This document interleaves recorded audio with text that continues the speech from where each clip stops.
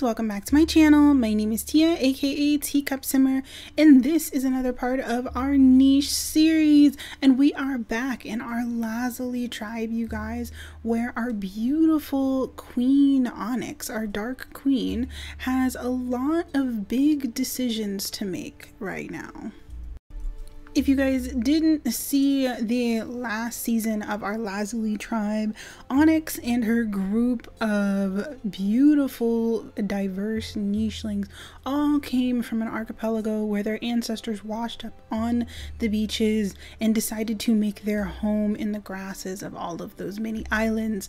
As her ancestors separated and grew their families, each section of the tribe made their own cultures, started following their own gods, even started their own personal practices. And so each of the factions of the tribe came together when Onyx decided that the tribe itself needed to continue to follow the teachings of their main goddess, Lapis Lazuli, the goddess of adventure and the ocean. And she stated that they needed to continue to move on, that there were other islands that needed to be explored, and that they had already explored as much as they could on their home islands. Although reluctantly, all of the other factions didn't necessarily want to go with her. They sent some of their youngest and most promising of their faction with her to continue their own personal legacies.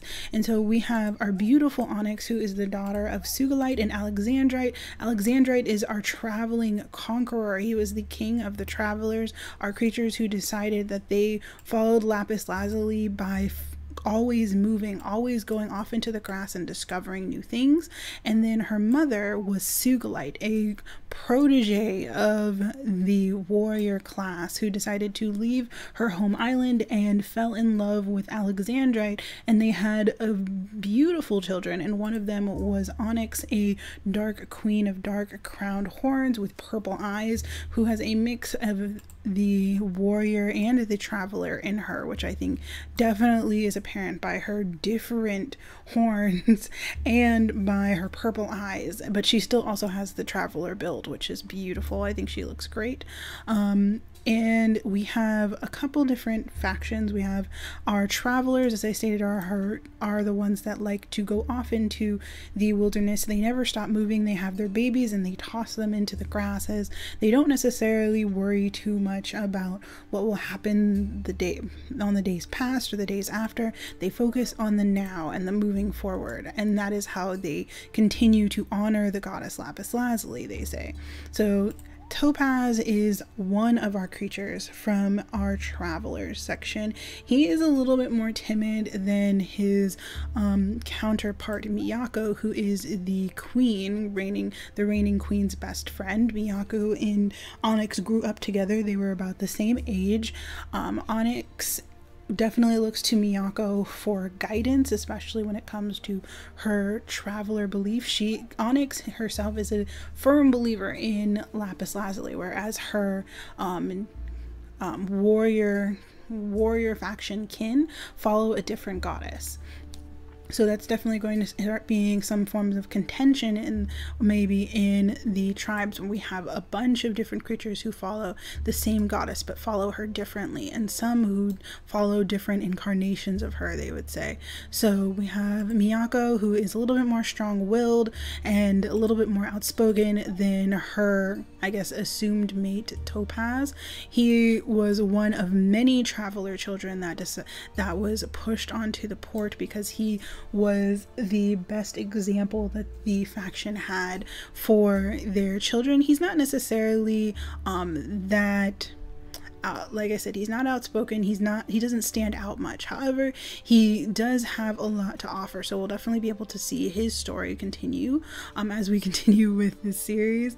And then we have our little babies, Isray and Vanku, who are our warrior children. They were the children of the great Usama, who was a wonderful warrior who wanted to go on the journey to the next island herself as a faction representative. However, she got too old and her younger mate Tanzanite decided to encourage her to send their children instead of her and instead of them, because they knew that their children would be able to protect the queen better than they would be able to as she got older, and it would leave Tanzanite on his own. This way the children are able to grow up looking at Onyx as their queen and taking care of her, and her taking care of them, and they would also be able to be socialized in a slightly different way than all of the other warrior children. The warriors were very isolated off on their small island, so this is definitely going to be interesting to see how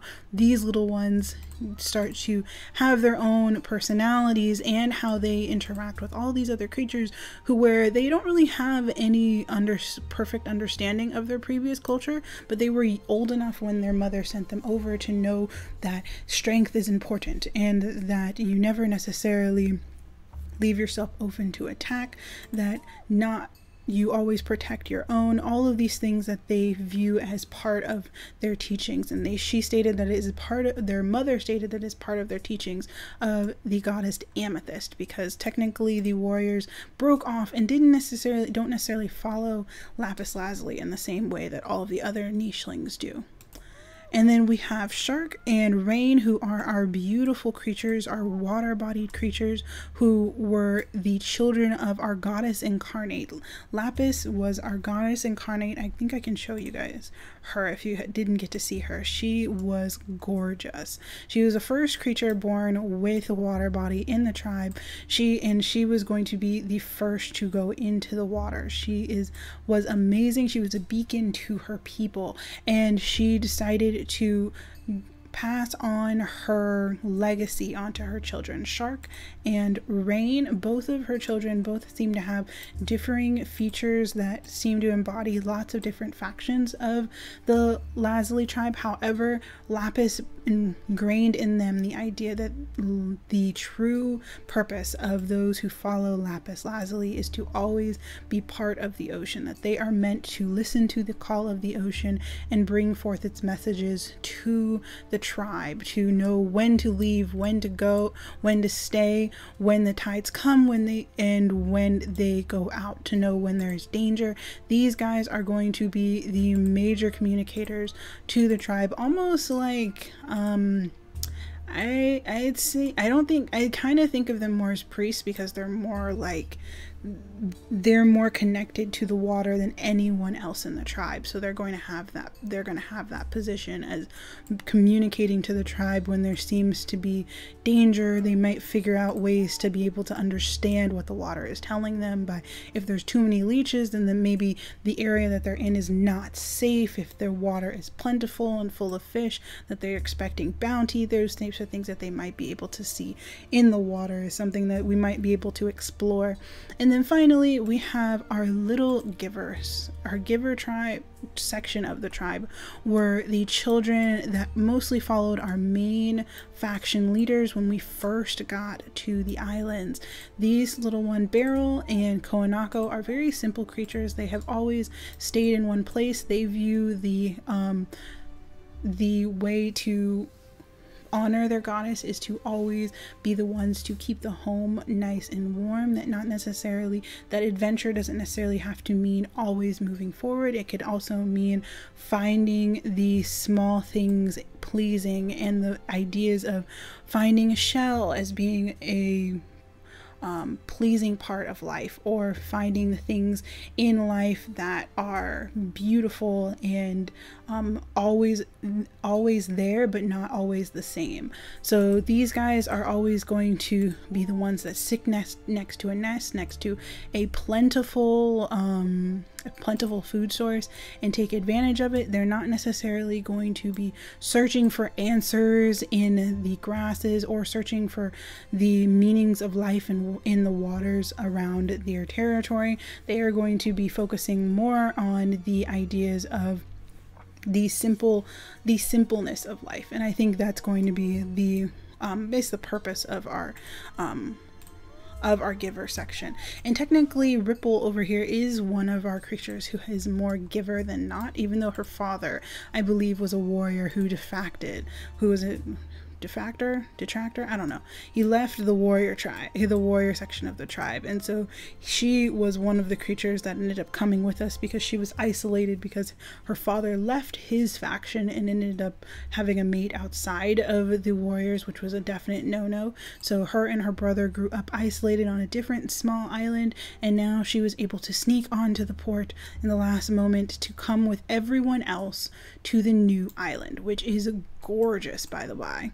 It is huge and enough area for all of our creatures to get settled, and so I have definitely done enough talking to last us the entire episode. We're definitely going to do some small expansion of the tribe today. We're going to see if everyone grows up and see how these little creatures start their day and how they actually kind of start seeing their personalities a little bit more.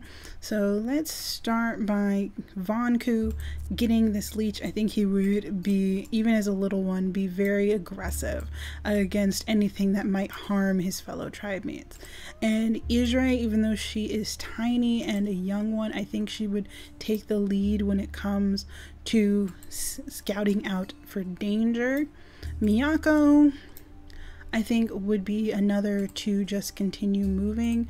She is one for clearing out grass. Actually, the travelers tend to clear out grass more than the warriors do. The warriors would refuse to clear out grass. I think it's mostly in her DNA at this point that warriors do not like it when they're in open spaces. They prefer to stay in the grasses, hidden, waiting for their prey, waiting to see if there are any dangers. And so Israel would have refused to pick up grass and been very perturbed and annoyed by all of these other creatures picking up the grass around her.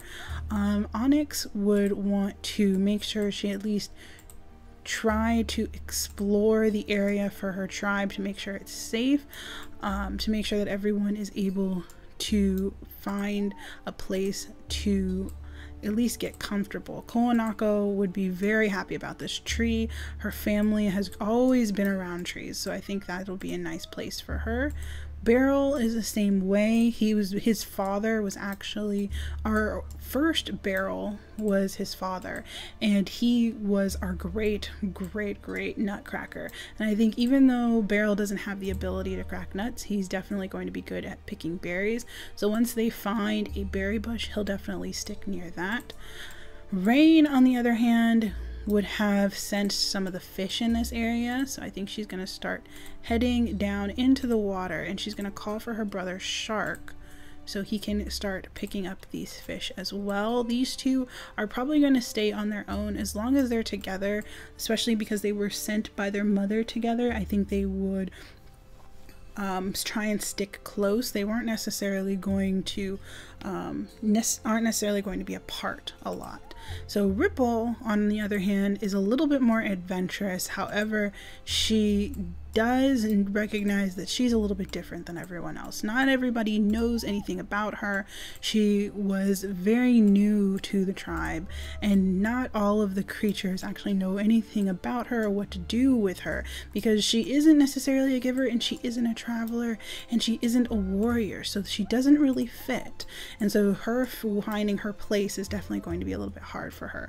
Vonku is definitely going to want to follow his sister, but he would have wanted to make sure everyone was off the port safely. Even though these two are very young, they have a very good understanding of what their position is in the tribe. As warriors, or at least as their mother would have been drilled into them as she pushed them onto the ports, that they have a duty to protect the queen and all of the other individuals in their tribe.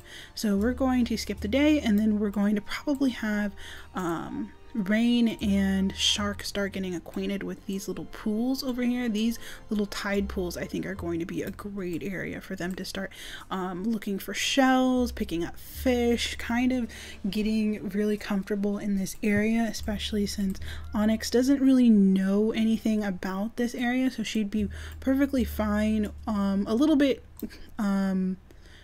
She'd be a little bit worried because she is a little bit more of a warrior than traveler, so she would be a little bit worried about them going out, but she would recognize that they have claws and that they are able to protect themselves. So she's not going to be too worried about them going off. That, and she is also part traveler, so she recognizes that younger creatures are going to wander off and that she's not going to always be able to look after them as much as she would want to. So let's skip the day. And we have a ton of food. We have a lot of nesting material, so we have a lot of time. Let's see. Miyako, she's still very young on traveler standards, so she is going to be the one to start clearing out space around the new area, and Topaz is going to follow her. He's probably going to be able to use his big nose to find all of those berry bushes. There we go. And call out to the queen to showcase that there are berry bushes over here, but I think they're all going to be very surprised about the new berry bush that they've never seen before. We did not have poison berries on the other island, so this is going to be completely new to our creatures. But I think Beryl over here is definitely going to be happy about this berry bush. He is not able to really take advantage of the nuts, so he's going to be very pleased about the fact that he's able to find a little bit of food to pick up for Koanako. So these two are actually going to end up being mates. He's getting a little bit older, so we're probably not going to have them mate yet, but it is going to be something that we kind of try and keep track of, considering that we want to make sure that we want to limit the number of creatures we have this time, because we had a lot of creatures last time, but we definitely want to make sure that we at least we have enough creatures to continue. These guys have about 10 to 7 days left, so these guys are going to be fine. So Koanako is going to knock this down and try and pick up this nut before the Crabbit gets it, and I think she would call out to Israel because this thing would look very strange to her. And Vanku is going to try and come help his sister because they both haven't necessarily dealt with a Crabbit before, and she's probably looking at it like, what is this thing and why does it look similar to my eyes? But she really can't do anything about it, so she's probably going to whack at this nut in frustration and then just kind of leave it alone, but until her and her brother can kind of whack at it together.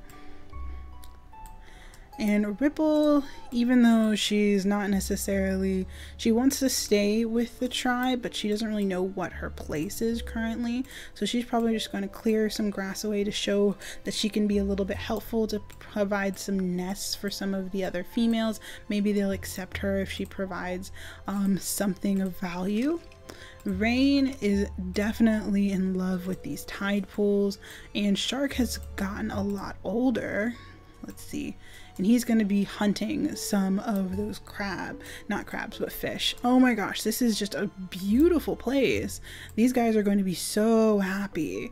And they're both very young, so they're going to have a lot of time to explore this area and get to know these tides. This is going to be amazing. So I think that's the end of the day. These guys have finally started finding some food, seeing how plentiful this island is, but we might end up having some dangers show up. So we might have our little ones actually might end up having to showcase their skills sooner than we think. And there we go. So let's check around. Doesn't look like anything dangerous has shown up yet. Looks like there's lots of clams, lots of roots. We don't have anything with anyone with Digger's Paw, but that can definitely be remedied. So let's see. I think Koanako is still going to be a little bit annoyed by this Crabbit, so she's going to ask Israel to see if she can take care of it. There we go. Israel was able to get it. I think she'd be very proud of herself in trying to show her brother how it works. And then we're going to send Vanku into the grass because they both want to see if they can hunt something down. They don't like taking the grass away from them, but let's see. Koanako is not going to actually want that much grass close to her because she wants to be able to see what's happening. And we're going to have Beryl pick up some of these berries and clear this grass away. Miyako, in her haste, will always want to go farther. And since Topaz just found that berry bush, he's gonna try and sniff around, see if he can find anything else. He did find this berry bush. Is that another poison one? Nope, it is a good berry bush. Well done. So Onyx is going to come over here and start clearing this away so they can get to the berries quicker. Ripple, not knowing really what to do, she's probably going to get comfortable next to this berry bush. Hopefully that she can show that she's still worth something, that she does have a proper place in the tribe. I think her struggle is definitely going to be seeing if she can find someone who accepts her, which is going to be a little bit hard since everyone's kind of paired off except for Onyx. But Onyx is not necessarily too worried about like having babies and the like. Let's see. I hate that we can't see fish. Let's see. And we're gonna have Rain pick up these clams. Shark is gonna go hunting. There we are. There's all this fish. These two are going to have so much fun. And I think we're gonna have to start looking at Konako and Beryl having a baby or two. Same with Miyako and Topaz. These two are actually fine. They're still very young, and so are our beautiful little swimmers over here. But I think we're going to have to start thinking about Konako and Beryl having a baby, since Beryl is getting a little bit older. He might want to have 1 to 2 children. All right. Well, we heard a mole. And we don't see anything dangerous. There is a bunny over there. Miyako is going to go off, and she's going to find that. And Topaz might see, or hear, or smell the bunny and get that one. Let's see. Both of them will be able to start picking up that food. And they'll start clearing out those grasses and finding stuff as they go. But travelers, you can't really stop them. They're just going to move and go as they please. And so Konako and Beryl. Beryl, you have 5 days left, so let's check your mutation menu. Not that. Okay, so he has good eyes, he has a good big nose, and that seems to be a trait of our givers. And he has velvet paw. He has nothing remarkable about him, no pattern. H and D immunity.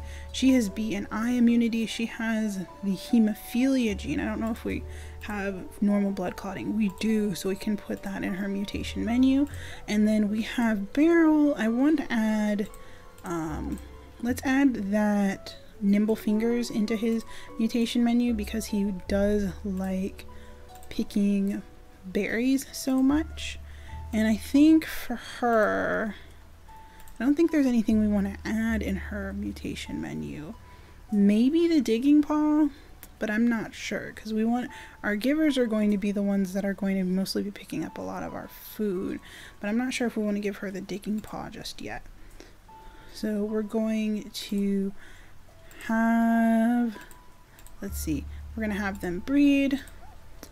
She's going to knock down tree again and pick that up and then put down a nest, and then he's going to pick up berries with some of his last turns. Vonku is gonna hear all of those bunnies and want to help out, but I don't think he'll be able to get them.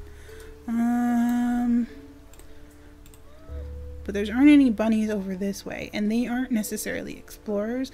They don't want to go too far from the tribe, so we're going to send him back to look after the queen. Israe, on the other hand, is going to smell food with her big nose and go up this way to get this mole. There we go. She's a good huntress.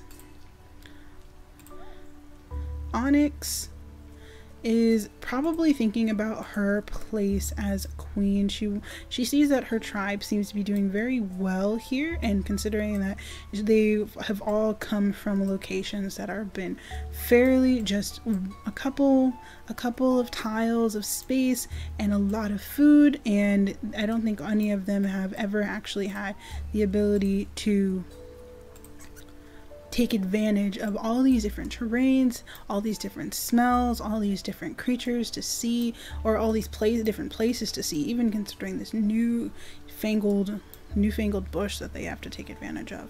So let's have Ripple pick up this clown koi, and I think maybe she would go over to Onyx and present that to showcase that she's also good at providing.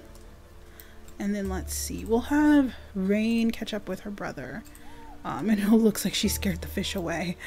He's probably a little bit upset with her about that, because he's been spending all of his time trying to get these fish.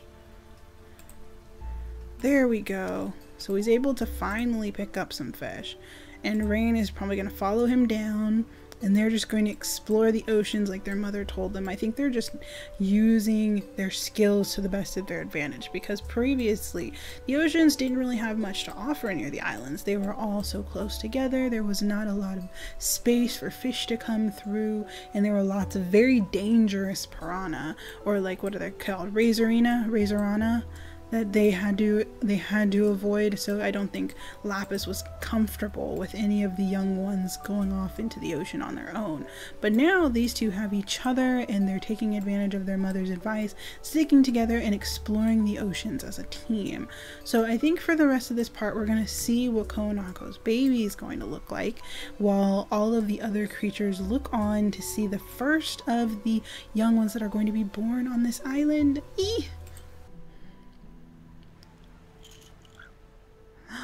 Look at her! Oh my gosh, she's going, like, they're not going like full white. Like, I thought they were gonna stick with their brown coloring, but this one's going like a light brown, like a beige. She's going beige. So these guys have moss brown fur, moss brown, and she's going beige. That's kind of cool. Her name is Cecilia, which is so cute, but she's adorable. She has good fertility, B and D. She has webbed hind legs in her inactive traits, so that's actually interesting. If she does have that, we might end up having to use, she is considered a giver, so we might end up having to keep her, trying to get rid of that so she can still move around on land well enough. But she is adorable. I think we're gonna name her Pearl because of her really light beige color. Why does it look weird? So Pearl. So say hello to Pearl, everyone. She's completely adorable. I have not seen a nicheling with that light of a coloring in our tribe yet. That's really cool. And she has the same brown eyes as her mother. So Pearl is going to be the first, and I think Konako is going to be very proud of her little one. She has that nimble fingers that we wanted. She has runner's leg. She's pretty much a spitting image of her mother, and I think Beryl would also be very proud. So we're going to have Konako jump out of the nest and sit here, and I think we're going to have her get pregnant again, but they think they're going to keep that nest there. I don't think they're going to make another one. And she's going to knock down some more trees, probably aimlessly like paw at the grass to see if she can get at any of the things in there. And I think Miyako would be definitely tired of this little thing eating all of her berries. So and then I think she would leave the meat behind because she would just expect Topaz to get it, because that's kind of the way that they work. She's a little bit more assertive, and they're both getting a lot older, so they might end up having their own child up this way in the grasses on their own, and maybe send it back towards Onyx to like say hello to and bless. I'm not sure.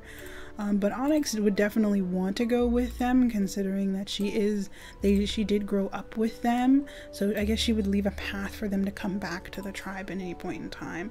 Vonku is very attached to the queen, I think. Even though Isray, his sister, was the first to like meet her, I think Isray would take her duties as like paroling the outer territories very seriously, whereas Vonku would want to make sure that they stick near the queen. So he's just going to sit in the grass and almost be like a silent bodyguard in the grass, waiting to make sure that she's safe if anything comes after her. And Ripple, sitting here between these berry bushes, I feel bad for her. I feel like she's going to be so lonely. She spent all of her time just poking at the waters. She picked up a clown koi. She brought food in, but it doesn't seem like anyone's have seemed to take an interest in her. Maybe she might find some interest in Vanku, since they seem to have complementary immunity genes. They might end up starting a little bit of something, considering that he's always near the queen and Ripple seems to be here in the shadows, not necessarily paying attention to anyone else, and he might stumble upon her next to a bunch of berries, or he might be a little bit reckless and knock this down and find her. So that might be something that they might have to come up against later. These two, let's see if anybody, no one's gotten anything major. They haven't gotten any leeches. Rain is probably going to want to go back towards the shore because she wants to see if she can find any more of those clams. Her brother doesn't particularly like clams all that much. He wants fish, but he'll listen to his sister and go back towards the ports or back towards the tide pools. So it looks like we're starting a really good story, you guys. I'm very interested to see the small little giver family that's starting over here, because Barrel's on his last few days. I think in his older age, since he's one of our older nichelings, he would want to make sure that his mate is well taken care of and that they have a few children to help provide the tribe with food, since that seems to be the role of the giver faction of our tribe. And then we have Onyx over here, who is probably very desperate to go off and follow her family, her travelers that she's known for such a long time since she was a baby, who are basically leaving her because that is how their culture works. They always move forward. They never tend to stay in one place for too long. And as queen, she is responsible for the other members of the tribe. So I don't know if she's having a little bit of conflict. She's probably worrying a lot about whether or not she can go with them, or if she has to stay and look after this small little faction or the small little tribe that she started by making her huge decision to leave their home islands. So I hope you guys are enjoying this series. I hope you guys are excited about the new creatures that we're able to see. Hopefully Onyx is able to find a little bit of peace and be able to kind of find a little bit of closure with the fact that she might not be able to do all the things that she's always wanted. So thank you guys so much for watching. If you enjoyed this video, please leave a like and please subscribe if you really love me, and I will see you guys next time. Bye.